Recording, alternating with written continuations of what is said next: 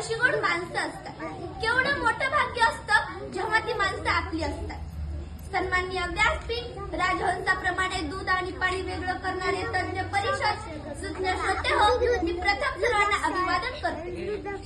आपण ज्या मातीत जन्माला आलो त्याच मातीत मुख्या जनावरांना पाणी पाजणारे संत नामदेव महाराज याच मातीतले, वृक्ष वेली ना सगळे सोयरे म्हणून रंगल्या गांजल्या आपलं म्हणणारे संत तुकाराम महाराज याच मातीतले, आणि सतत स्वच्छतेचे धडे देणारे संत गाडगे बाबा देखील याच मातीतले. त्या थोर हुतात्म्यांनी जे विदारक सत्य जाणलं आणि लोकांना एकत्र करून मानव धर्माची साध घातली, संत ज्ञानेश्वरांनी ही प्रथमपरा सुरू केली.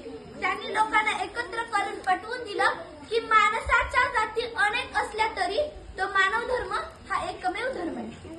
आणि याचीच प्रथा पुढे चालवत जात असताना संत बहिणाबाई माणसातील स्वार्थ आणि लोभस्पदा पाहून म्हणतात, अरे माणसा माणसा तुझी नियत रे बेकार, माणसा माणसा तुझी नियत रे बेकार, तुझ्याहूनही बरं ते गोठ्यातले जनावर, तुझ्याहूनही बरं ते गोठ्यातले जनावर.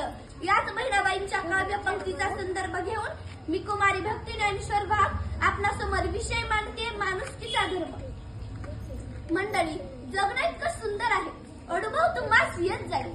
प्रयत्न करायला विसरू नका, मार्ग तुम्हास सापडत जाईल. जीवन एक रंगभूमी आहे, जीवन म्हणजे दोन घडींचा डाव, जीवन म्हणजेच संघर्ष. जीवनाच्या अशा कितीतरी व्याख्या महान पुरुषांनी मांडल्या. जीवन हा एक अनुभव प्रवाह, यात सतत दुःख किंवा सतत सुख क्वचितच पाहिलं नाही. एवढ्याशा आयुष्यात खूप काही हवं असतं, एवढ्याशा आयुष्यात खूप काही हवं असतं, पण हवं असतं तेच मिळत नसतं. हवं असतं ते मिळालं तर खूप काही कमी असतं, कारण चांदण्याने भरून सुद्धा आपलं आभाळ मात्र रिकामं असतं. माणसाने क्षुल्लक दुःखाने व्यक्त होऊन न बसता आंधळ्याचा डोळा व्हावं, लंगड्याचा पाय व्हावं, अनाथाचा पालक सुद्धा व्हावं, दुसऱ्याला आनंद द्यावा, दुसऱ्यासाठी जगावं, जगता जगता जीवनाकडे पाहावं आणि या जीवनाचे गाणे गुणगुणत पुढे जात राहावं. माणसाकडे आचार शक्ती आहे, विचार शक्ती आहे, सतबुद्धी आहे. एखाद्या आजाराप्रमाणे आपल्या जीवनात प्रवेश करणाऱ्या खोटारडेपणाला निपटून साधं व सरळ जीवन जगण्याचा प्रयत्न केला तर सत्यम शिवम सुंदरम हे जीवन ब्रह्माचे रूप आपण सतत अनुभवत राहू शकतो.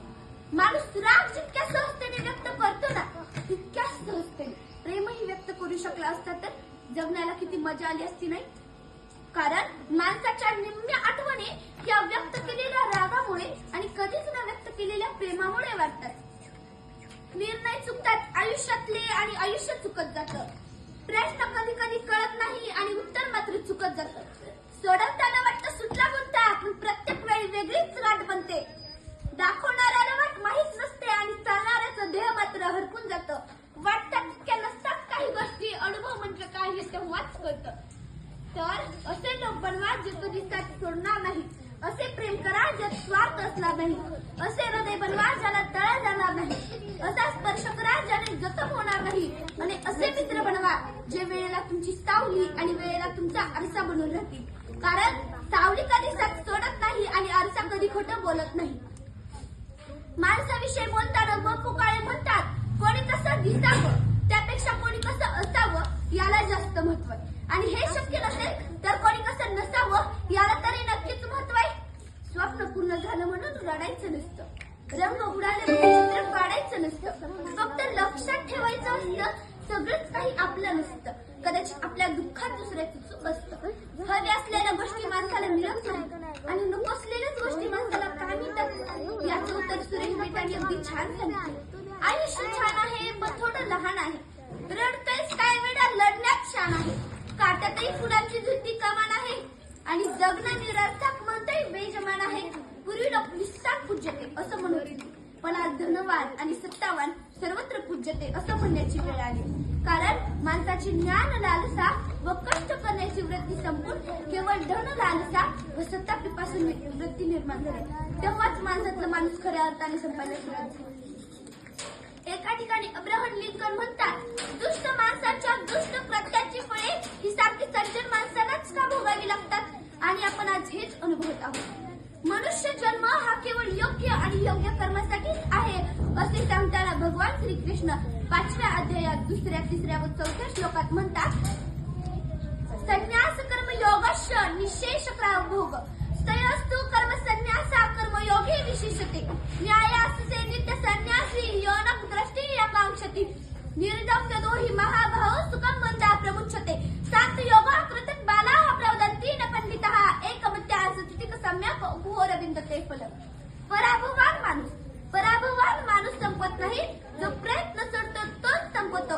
त्यामुळे संकटाच्या प्रत्येक वेळी स्वतःला सांगत राहा की शर्यत अजून संपलेली नाही, शर्यत अजून संपलेली नाही, कारण मी अजून जिंकलेले नाही, कारण मी अजून जिंकलेले नाही.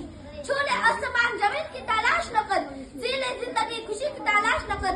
जिंदगी में खूब मिल जाएगी तकदीर और दौलत, अपने आखिर अपने होते हैं, यह बात कभी भूल मत जाना. आपण माझ्या शब्दरूपी सुनांची पुन्हा एकदा ऑनलाईन स्वीकारली त्याबद्दल पुन्हा एकदा धन्यवाद. जय हिंद, जय महाराष्ट्र.